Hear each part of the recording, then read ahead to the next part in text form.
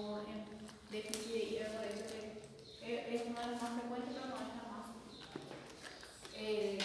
solamente la causa.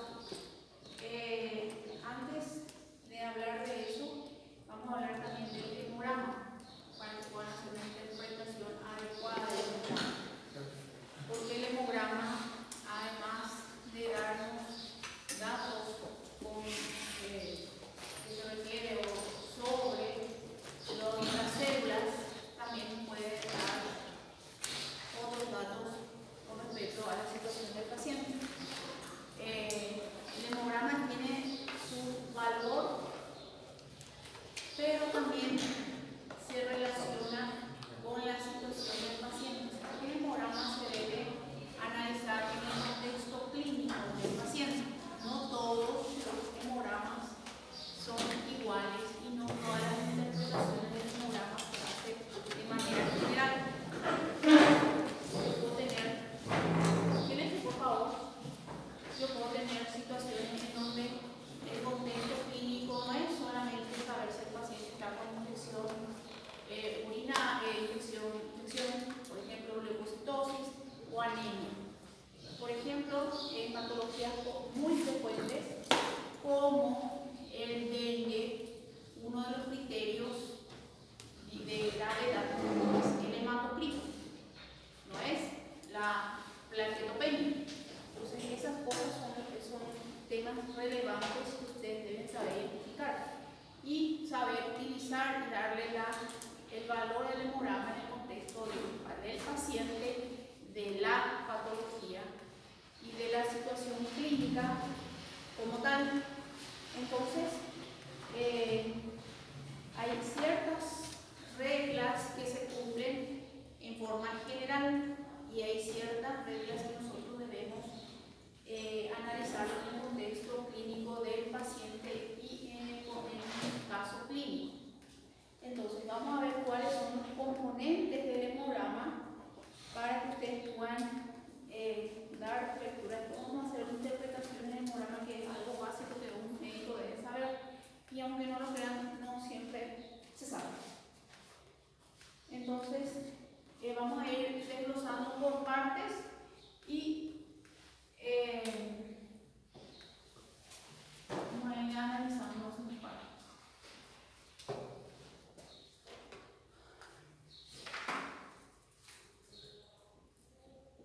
Entonces, en consideraciones generales, el hemograma se divide básicamente en tres áreas o tres apartados o series también se llama. La serie roja, la serie blanca y la serie plaquetaria.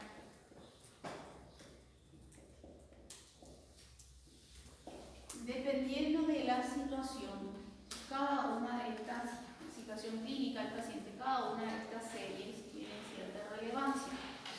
Y ustedes en la práctica médica ya deben saber que la hora de la entrada es 8:20. Yo espero una hora para entrar. A gente chegou agora de manhã. Sí, por eso. O erro foi meu, que eu atrasei de vir.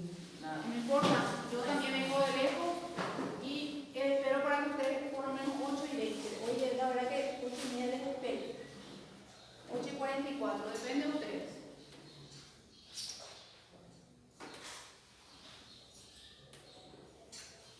Bueno, ¿cuáles son los componentes de la serie roja? Los glóbulos rojos.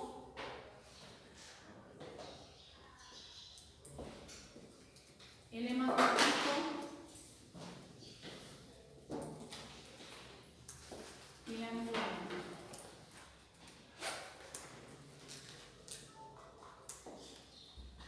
La serie blanca está compuesta por, esta tenemos que dividir, tienen que saber identificar. La serie blanca tenemos un dato general que se llama leucograma o leucocitos.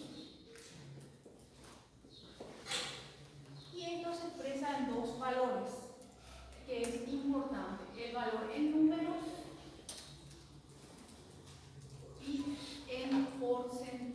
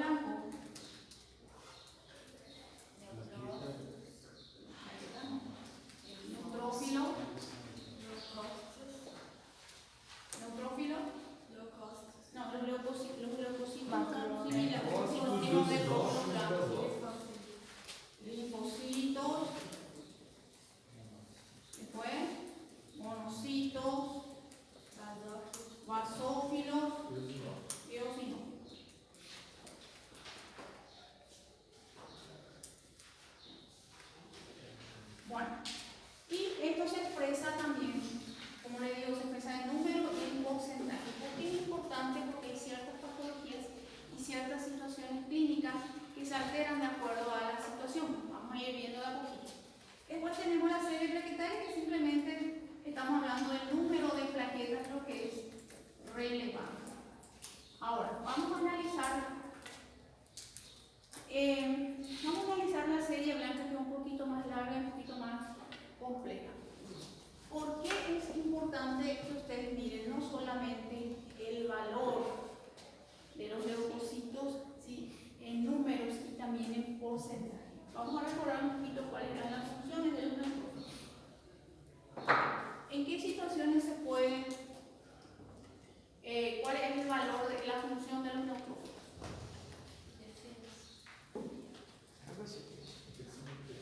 Bueno, los neutrófilos, para empezar, son polimorfos nucleares. Polimorfos nucleares, que quiere decir que el núcleo tiene una forma polimorfa, varias, o sea, tiene diferentes. Después, además de eso, está relacionado con la respuesta inflamatoria aguda, bacteriana. Es una respuesta aguda, es lo primero que ustedes deben saber. Por ejemplo, vamos a suponer un ejemplo de una infección bacteriana aguda, puede ser una neumonía adquirida en la comunidad por estreptococo neumónico. ¿Cuál puede ser el ejemplo de una respuesta inflamatoria, o sea, un proceso infeccioso crónico bacteriano?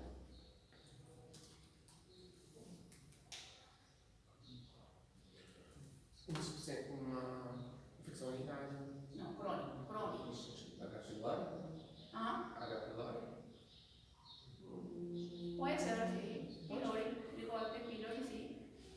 Después, tuberculosis, sífilis. Entonces, son respuestas. Y en esa situación, en lo que es respuesta inflamatoria crónica, atiendan bien, son los monocitos. Siempre deben saber eso. Pero no solamente, estamos hablando de respuesta inflamatoria crónica. Y ahí se tiene que analizar el contexto clínico. ¿Cuáles eran los tipos de respuesta inmunológica? Teníamos las humorales, después teníamos también las tumorales. No sé si se acuerdan de la respuesta tumoral, la respuesta que se inicia cuando hay un proceso tumoral o tratan de anular la presencia de células que tengan alteraciones genéticas que podrían ser potencialmente cáncer. Entonces, por eso los monocitos tienen mucha importancia. Están aumentadas en la respuesta inflamatoria crónica, bacteriana, también tumoral, y se ve en el contexto clínico. Evidentemente, todos los tumores se hacen diagnóstico con anatomía patológica, pero es sugestivo. También, por ejemplo, la respuesta inflamatoria autoinmune, lupus, generalmente el paciente tiene monocitosis, inclusive una cervicitis, justamente lo que dijo el compañero, una gastritis por Helicobacter pylori. Entonces, el paciente que tenga monocitosis de manera persistente les tiene que llamar la atención. Después tenemos los basófilos. ¿Qué hacen los basófilos?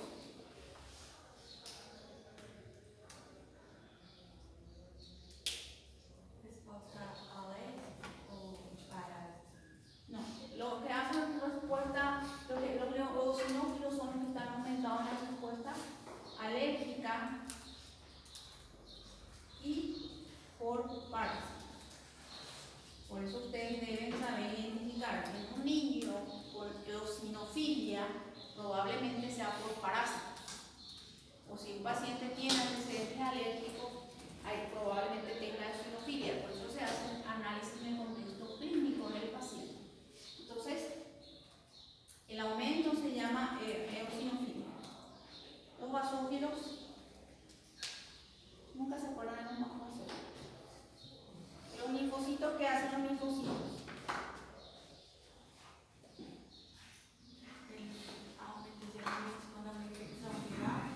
Generalmente está relacionado con la respuesta inflamatoria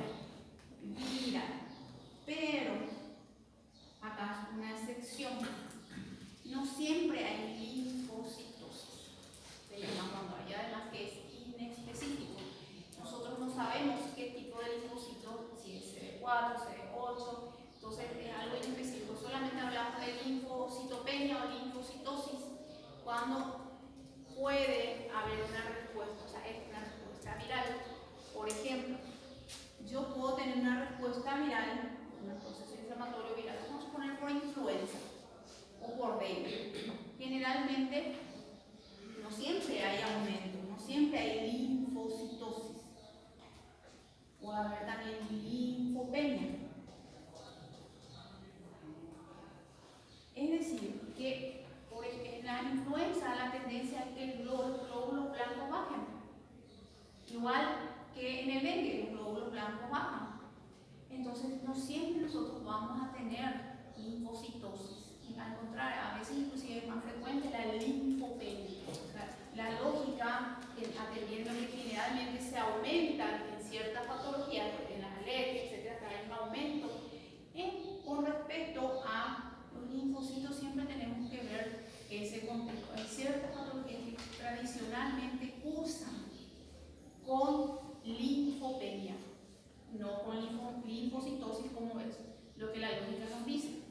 También, por ejemplo, una excepción acá es el proceso por dengue.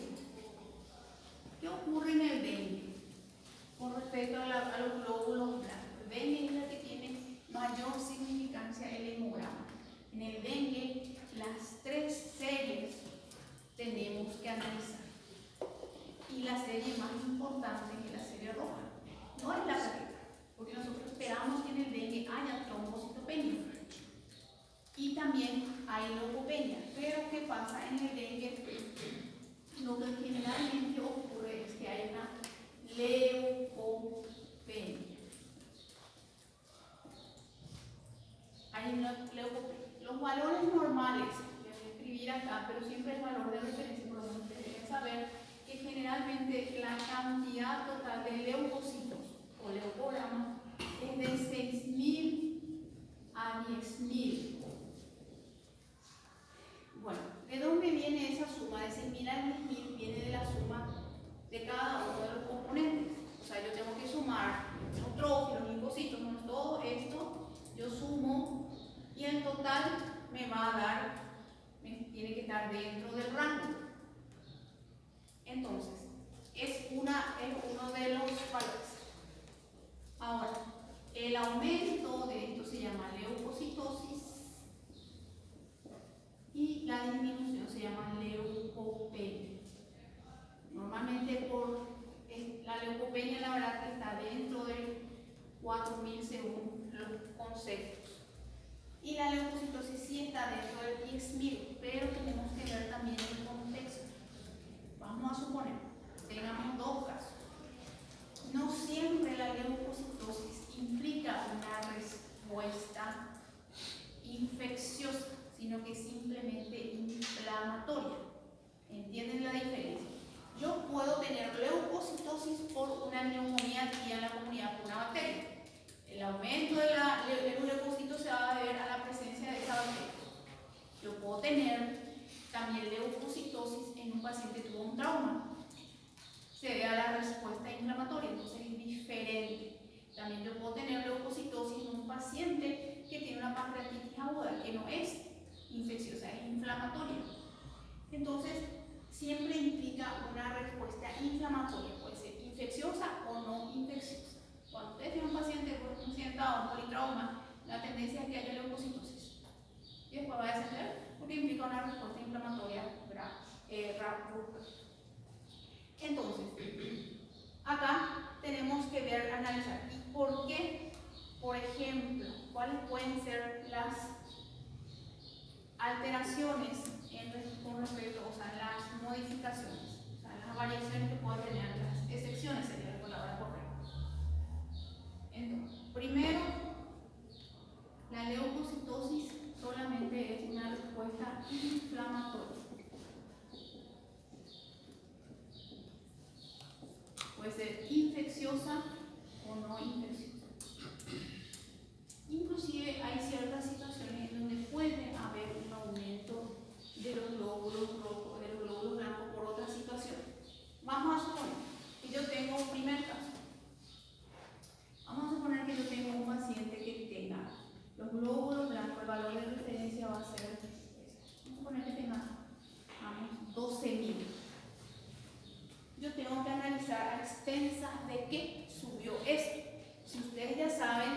que este valor depende de la suma total de esto. Pero, ¿qué es lo que pasa? Los neutrófilos son los que se presentan en mayor porcentaje. Normalmente su valor es de 4.000 a 6.000. Los linfocitos generalmente hasta 2.000. Después viene la distribución 500, entonces 500, los nosotros generalmente son 300, 500. Entonces, ustedes vamos a suponer, tenemos 12.000. Yo voy a ver a expensas de que subió de 10.000 a 12.000 y voy a tener que analizar. Y vamos a suponer que aquí yo tengo 8.000. Entonces voy a decir, tengo leucocitosis, se llama leucocitosis, y tengo que es a expensas de los neutrófilos. Entonces, mi glóbulo blanco subió porque subieron mis neutrófilos. ¿Está todo correcto ahí? Entonces, eso se llama leucocitosis con neutrofilia. Y ustedes van a mirar el contexto del paciente clínico, del paciente. Esto puede ser, por ejemplo, una neumonía. ¿Por qué? Porque ahora ustedes ya saben que los neutrófilos se elevan en una respuesta bacteriana aguda. Entonces van a mirar. Pero, una excepción. Esto es lo que normalmente, por suerte, ocurre lo más frecuente. Yo les voy a dar un ejemplo también de leucocitosis. Vamos a dejar un modo seguido. Pero yo analizo y hay una distribución en donde es más importante ver el porcentaje. A veces, por ejemplo, vamos a suponer que tenemos, en el caso de el uso de corticoides. El uso de corticoides se relaciona con leucocitosis. Entonces, cuando ustedes tienen un paciente que usa de manera aguda o de manera crónica corticoides, el paciente generalmente tiene leucocitosis. Y ustedes ya deben saber eso. Una dosis, dos dosis es suficiente para elevar. Pero ¿qué pasa? Al hacer nuestro recuento, nuestra diferenciación, no hay datos muy importantes. O sea, tenemos leucocitosis y no hay alteración.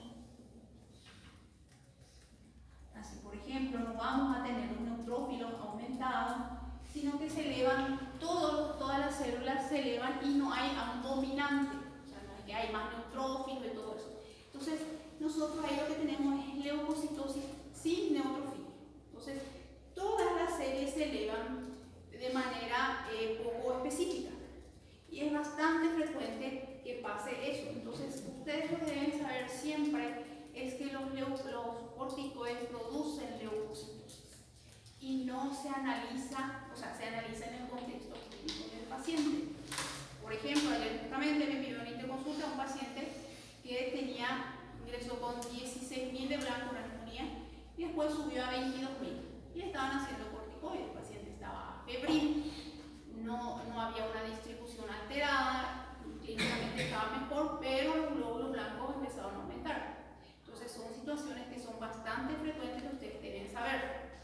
Entonces también podemos tener alteraciones por medicamentos o también leucopenia en ciertos fármacos. Entonces, por eso se analiza el valor total, la distribución en números y en porcentaje. Ahora,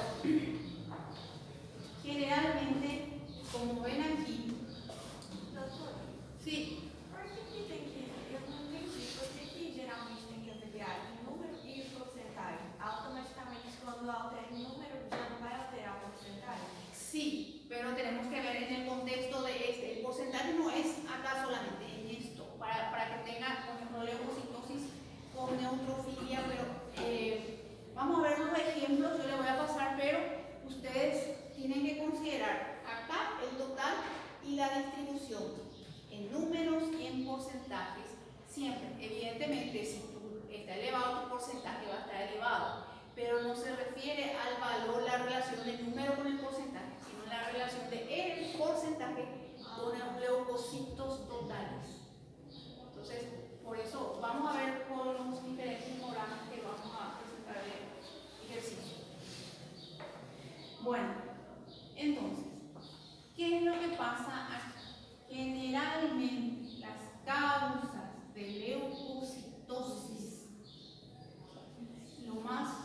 enfermedades banales que no son muy relevantes. Por ejemplo, son las infecciones bacterianas. ¿Por qué? Porque generalmente, si ustedes ven acá que la distribución de neutrófilos, o sea, el número de neutrófilos es de 4.000 a 6.000 y el valor de acá dijimos que era hasta 10.000, es decir, que tenemos mayor cantidad de neutrófilos. Entonces, evidentemente, esto es lo que va a alterar más rápido porque es lo que más está frecuente. Entonces, un ejemplo, el hecho de que, por ejemplo, suba esto a 8.000, no es muy alto, ya va a modificar rápidamente nuestra leucocitosis, o sea, va a producir leucocitosis. Pero ¿qué pasa? Si nosotros tenemos eosinofilia, generalmente el valor es 500, si sube a 700 ya es eosinofilia, ya está por encima. Yo puedo sospechar que el paciente tiene parásitos o que tiene alergia, pero ¿qué va a implicar? No va a movilizar mis leucocitos, porque el número no es tan alto en el recuento total. Lo que yo voy a tener es, vamos a suponer este caso, voy a tener un glóbulo blanco dentro del rango 8.000, este es el valor normal, pero tengo eosinófilo que tengo 700, perdón. Entonces esto está fuera del rango, pero los glóbulos blancos están dentro del rango. ¿Cómo se llama esto? Solamente se llama eosinofilia, no hay leucocitosis. Igual, generalmente el ascenso de los demás no implica un ascenso de los leucocitos porque el número son importantes en situaciones banales. Por ejemplo, que haya linfocitosis no va a producir leucocitosis, solamente va a producir linfocitosis. Igual, eosinofilia, monocitosis, generalmente hablamos de eso. Entonces, lo que alteran verdaderamente la cantidad de leucocitos es el aumento de los neutrófilos. Ahora, en otras situaciones están las leucemias y los linfomas, pero esas son situaciones patológicas que ya se miran otras cosas. Generalmente hablamos de una reacción leucemoide, se llama, en donde sí hay un aumento de los linfocitos. Pero para que hablamos de los glóbulos blancos por encima de 50.000. Esa es una reacción leucemoide. Y vemos que la distribución, si vamos a tener glóbulos blancos, generalmente estos están disminuidos. ¿Por qué? Porque son los linfocitos cancerosos, patológicos, los que se reproducen con mayor, entonces, con mayor, en menor tiempo, con mayor proporción. Entonces, ¿qué pasa? Estos glóbulos, los neutrófilos no tienen ni el sustento ni el para poder producirse. Entonces, generalmente los glóbulos blancos pueden estar normales o bajos, que es lo más frecuente. Y vamos a tener linfocitos elevadísimos. Entonces, el predominante va a ser siempre la célula tumoral, porque tiene menor tiempo de replicación. Entonces, en ciertas situaciones solamente eso, pero ustedes tienen que analizar siempre en el contexto clínico del paciente.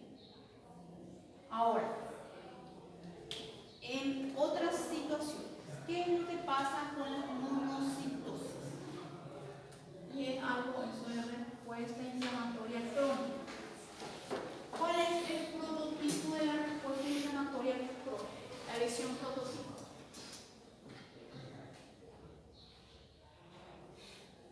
¿Cómo se produce una respuesta inflamatoria crónica?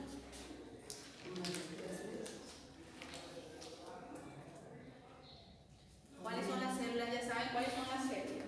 ¿Qué es lo que pasa? La lesión prototipo de las inflamaciones crónicas es el granuloma. ¿Se acuerdan? ¿No se acuerdan? Yo les voy a presentar el granuloma. Por ejemplo, ¿se acuerdan de la tuberculosis? Había un granuloma de tuberculosis. Había un granuloma de la toxoplasmosis, que también es una respuesta inflamatoria crónica. Entonces, ¿qué es el granuloma? El granuloma es una lesión, por ejemplo, en el Leishmania también es una respuesta inflamatoria inflamatoria crónica, con otros agentes, ¿verdad? Pero también está formado cutáneo, el granuloma, la leishmania cutánea, que van a ver las úlceras que son granulomas. Bueno, ¿qué pasa con el granuloma? Generalmente lo que hay es un aumento importante de los monocitos. Cuando los monocitos se movilizan, ¿cuál es su siguiente estadio? Macrófagos. Bueno, entonces, en sangre se llaman monocitos, en tejido se llaman macrófagos. Entonces, dependiendo del tipo de tejido, tiene nombre específico, una célula Cooper, etcétera, etcétera. Entonces, por ejemplo, los monocitos, hay gran cantidad de monocitos, hay gran cantidad de macrófagos, algunas polimorfos nucleares, y dependiendo también hay ciertas plaquetas. Entonces, esta es un granuloma, la celularidad de los granulomas. Entonces, por eso ustedes deben saber que se está movilizando, hay monocitosis, porque lo que hacen es migrar para convertirse en macrófagos y poder tratar de destruir esta lesión. Y lo que están produciendo son los granulomas. Entonces, por eso en el hemograma nosotros vemos monocitosis igual. También en las respuestas tumorales hay movimiento porque lo que trata así es de englobar o de destruir la lesión tumoral que se está iniciando. Entonces, acá siempre tienen que analizar, por eso no hablamos solamente de bacterias, hablamos de respuesta inflamatoria crónica. La leishmania no es por bacterias, la toxoplasmia no es por bacterias, la sífilis sí, tuberculosis sí. Entonces, no es bacteriano, es inflamatorio crónico. Entonces, siempre les digo, siempre tienen que llamar la atención los monocitos. Puede ser el inicio de un paciente con una respuesta neoplásica. Bueno, entonces esa es la situación. Y igual, en los eosinófilos, los vasófilos, ¿cuáles son las reglas en el contexto de las situaciones atípicas que salen de el dengue? El dengue es, como les dije hace rato, el que tiene mayor manifestación y alteración, el hemograma. El hemograma es importantísimo. Los tres componentes del hemograma en el dengue son muy importantes. Vamos a ver, como estamos hablando de la serie blanca, generalmente lo que existe es leucopenia, criterio diagnóstico. Generalmente está por debajo de 4000. Pero, ¿qué es lo que nosotros esperamos que suba si estamos hablando de una respuesta viral, o sea, de un proceso viral? Los linfocitos, generalmente sí, hay un aumento leve de los linfocitos. Pero, ¿qué pasa? Los neutrófilos no bajan. Entonces los neutrófilos se quedan ahí en su valor, no hay neutropenia, está normal. Puede haber. Entonces lo que existe aquí es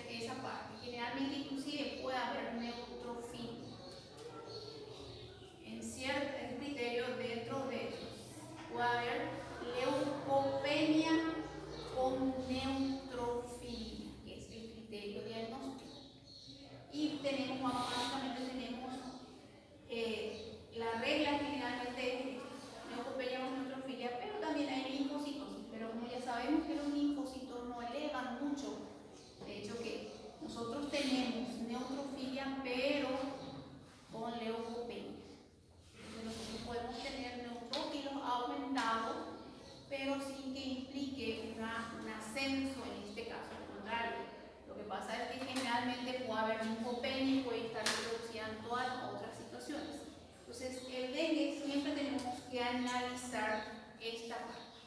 Doutor, mas a gente fala que é a leucopenia porque uma dessas células vão estar diminuindo, certo? Pero por eso es la distribución. Está abajo. El valor normal ya de los glóbulos, de los neutrófilos de 4.000 a 6.000. A partir de ahí, vamos a analizar. Tenemos glóbulos blancos, el valor que tenemos en el dengue es 4.000, le estoy dando el ejemplo. Ya sabemos que ahí está disminuido nuestros neutrófilos, porque el valor normal del neutrófilo es de 4.000 a 6.000, ya sabemos. Pero en la distribución, a pesar de que está bajo esto, predominan igual. Dentro de lo mínimo, igual predomina, ¿me entendés? Acá sí hay leucopenia, ya hablamos de leucopenia, pero va a ser básicamente a expensa de 3.000 de neutrófilos y vamos a suponerle 1.000 de linfocitos. Siempre, a pesar de que está bajo, lo que nosotros tenemos es neutrofilia. Por eso dice leucopenia con neutrofilia. ¿Quién predomina acá? ¿Entienden?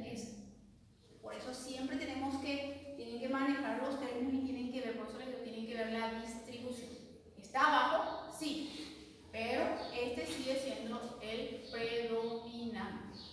Leucopenia con neutrofilia se llama. Bueno, entonces esa es la excepción, generalmente es el criterio diagnóstico. Leucopenia con neutrofilia es el diagnóstico de dengue. No hay otra patología que se usa con eso. Vamos a ir viendo, analizando todo en los diferentes hemogramas como ejercicio, no se preocupen. Hay mucha información de una vez. Vamos a analizar las plaquetas que vamos a hacer. Las dos situaciones que nosotros tenemos, que podemos tener, es que las plaquetas estén aumentadas, se llama trombocitosis.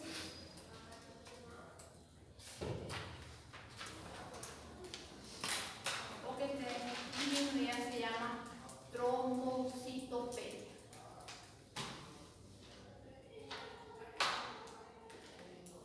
¿Qué implica la trombocitopenia? ¿Qué puede implicar? ¿Por qué las plaquetas pueden estar disminuidas? Edema. Sangrado. Primero un sangrado. Puede ser un sangrado puede ser un sangrado, sangrado crónico, porque un paciente tiene una úlcera gástrica. Así que no será muy importante, está sangrando, pequeños úlceras están sangrando y se va utilizando las plaquetas. Entonces siempre implica la trombocitopenia, pues, y ahí están las diferentes. Puede ser por fármacos, que es lo más frecuente, por ejemplo, los AINES. Lo que hacen los AINES es interferir en la producción de plaquetas, actúa sobre la citrooxigenasa. Entonces, no se produce nada.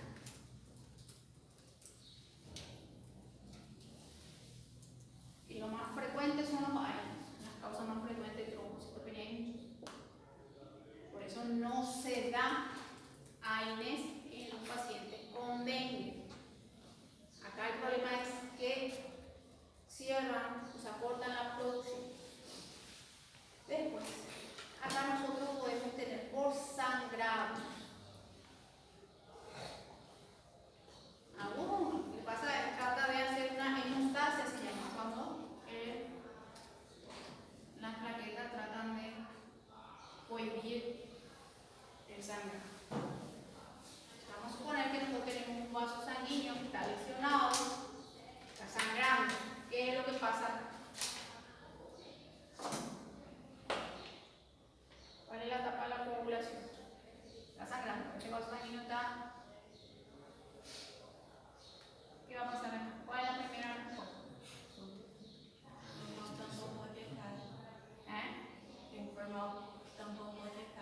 Então, para aumentar a quantidade de Primero, ¿qué pasa? uma hemorragia. Ya está, todavía no hemos reído. Está sangrando. Vamos a publicar un sangrado.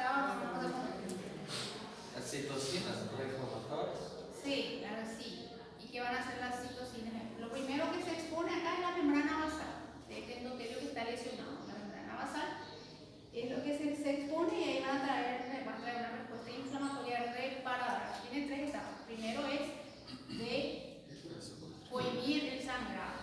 Primero es mecánico. Lo primero es mecánico y después es citólogo, que esa es humoral. Entonces, ¿qué es lo que va a pasar acá? La primera respuesta acá se va a dilatar o se va a contraer el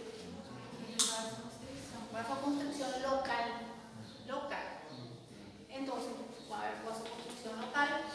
Ahí tiene que ver la exposición de la membrana basal. Después, ¿qué va a pasar? Se van a movilizar plaquetas.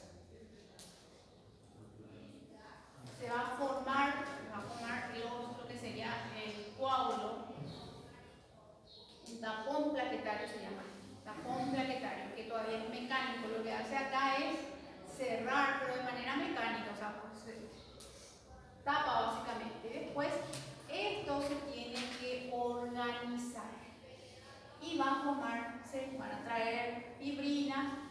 Entonces, esto se va a tener que estabilizar, se llama estabilización del tapón plaquetario.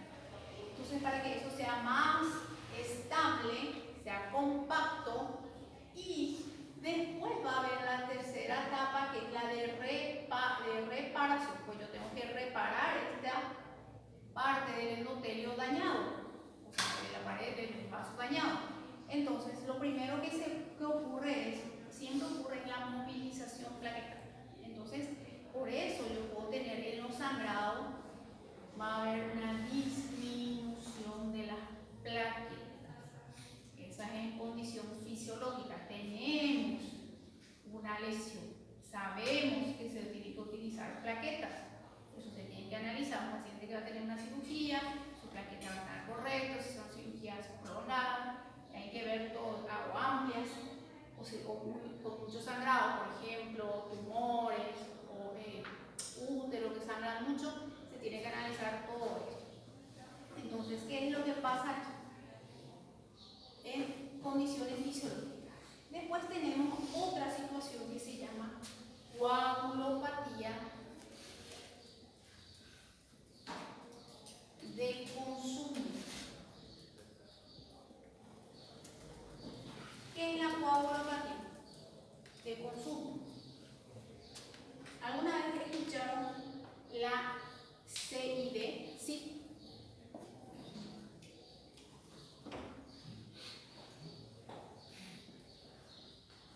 Coagulación intravascular diseminada. La CID es eso, la coagulación intravascular diseminada. Se presenta en las respuestas inflamatorias sistémicas dentro del CIRS.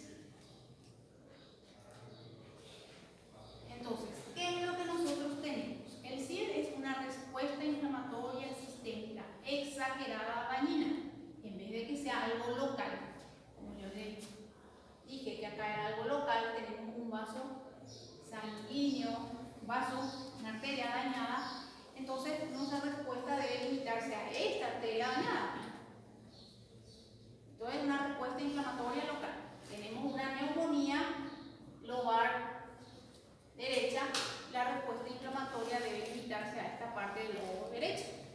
Entonces, ¿qué pasa si esta respuesta inflamatoria, que debería limitarse aquí, se extravasa y pasa al sistema, de manera sistémica? Se produce una respuesta inflamatoria sistémica. Entonces, ¿qué es lo que pasa aquí? En vez de limitarse aquí, ya hay una generalización de la respuesta y ocurre que todo se desorganiza, entre ellos la función de las plaquetas, y ocurre lo que se llama coagulación intravascular diseminada. El cuerpo no detecta, o sea que tiene que formar coágulos sin necesidad de un paciente que está sangrando. Entonces, en la sangre o en los vasos sanguíneos se van formando coágulos de manera innecesaria para tratar de reparar algo que no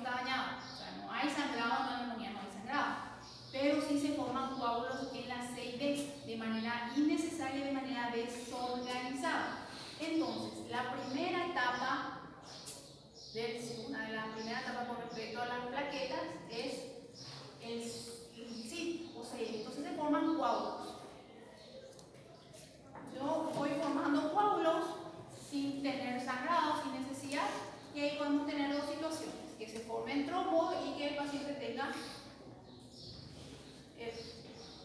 efecto, o sea, de coágulos que impacten en algún lugar. O lo más frecuente es que estos coágulos provoquen que se utilice toda la reserva de plaquetas, fibrina, fibrinógeno, todo lo que es. Entonces vamos a utilizar de manera innecesaria las plaquetas, las fibrinas, fibrinógeno, todo. Entonces, ¿qué va a pasar? Esto se va a disminuir. Y ahí se llama coagulopatía de consumo. Y es muy frecuente ver en los recién nacidos, porque nosotros en los adultos no vemos muy frecuentemente la coagulopatía de consumo. Se ve en los recién nacidos, ustedes van a ver los recién nacidos sépticos que tienen hematomas espontáneos. En el aborto también es, el aborto por dos situaciones. Primero porque en el lecho de la placenta se tiene que tratar de hemostasiar, ella se utiliza mucha plaquetas, después también provoca rápidamente una respuesta inflamatoria sistémica, está muy vascularizado el útero, grávido. Entonces ahí es frecuente también que se presente la coagulopatía de consumo. Por eso el paciente generalmente el séptico empieza a sangrar. Tiene sangrado digestivo, epistaxis, hematomas espontáneos, petequias. Entonces eso se llama coagulopatía de consumo y es un criterio de gravedad en los pacientes con sepsis. Cuando nosotros hablamos de sepsis, hablamos de dos situaciones. Un foco infeccioso, vamos a poner una neumonía, y hablamos de SIRS. La sepsis es la presencia de un foco que genera una respuesta inflamatoria sistémica. ¿Cuál es la primera respuesta inflamatoria sistémica? La fiebre. La fiebre ya es sistémica. Entonces, ustedes tienen que ver que tenga SIRS. Y entonces, por ejemplo, nosotros, o sea, todos los médicos en la sepsis, nosotros lo que miramos es primero las plaquetas. Y las plaquetas están disminuidas, mal pronóstico. Quiere decir que ya está entrando en una CID o puede ser directamente una coagulación intravascular disseminada, tiene peor pronóstico, porque va a sangrar el paciente.